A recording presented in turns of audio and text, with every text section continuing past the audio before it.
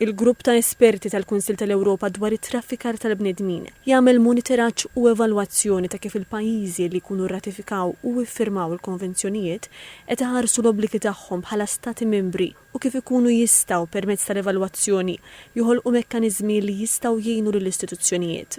L-avukat Lynn Kirkhope-Faure ġiet eletta sabiex tkun parti minn dan il-grupp illi jipprova jidentifika l-vojt tas-sistemi bejn il-leġiżlazzjoni u dak li jseħħ fil-prattika u jagħmel ir-rakkomandazzjonijiet lill-istati membri, lill-gvernijiet u lill-istess istituzzjonijiet permezz ta' skambji mal-pubbliku ma' organizzazzjonijiet ċivili, ma' settur privat u ma' kull min jista' b'xi mod jimpatta fil-ġlieda kontra traffikar. Ma' TVM News Dr. Kirkhope-Faure qalet li tħossha privileġġjata li qiegħda f'dan il-grupp.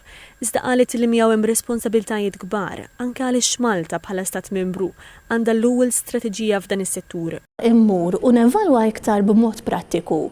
Meta ngħidu jkollok dik il-hands-on experience li peress li ħdimt ma' diversi organizzazzjonijiet anke on the ground u anki ma' organizzazzjonijiet ta' vittmi li nista' nifhem u nidentifika fejn nista' nkun iktar li qed nirrakkomanda b'mod effettiv għaliex xi kultant ikun hemm rappreżentazzjonijiet u rapporti li joħroġ ħafna frott minnhom imma issa il-kif ser inkunu qegħdin inwettquhom b'mod iktar prattiku u li jista' wkoll ma jkunx ta' toqol iktar fuq l-istituzzjonijiet imma li jġibilhom mezzi bħal training, programmi edukattivi, iktar kampanji ta' sensibilizzazzjoni, iktar għarfien lil pubbliku u anki l-istess li ngħid jiena huwa il-raba' pilastru fid-demokrazija il-medja.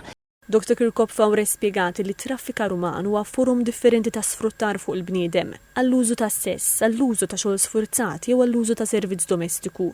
Semmit ukoll tfal li jiġu traffikati sabiex jittalbu jew jisirqu l-flus u żwieġ sfurzat jew żwieġ ta' età tenera. Tkellmet ukoll dwar is-cybercrime illi qalet jieħu forma sfaċċata ta' riklama x-xogħol biex wara tiskopri li ma kien hemm xejn fil-kuntratti li legalment tista' tfittex lil xi ħadd u tibda proċeduri kontrih. Dan ir-reat li jkollhom bżonn is-sosten mhux biss ħanajdu hekk morali imma sosten materjali fejn joqogħdu subsistence mill-istati ikollhom ukoll dak li ngħidulu reflection u recovery period li verament tkun tista' tiġi rikonoxxut bħala vittma u ma tispiċċax li jkollok dak li ngħidulu revictimization li inti intlaqt mis-sistema u erġajt waqajt jekk mhux kif kont imma xi kultant qar.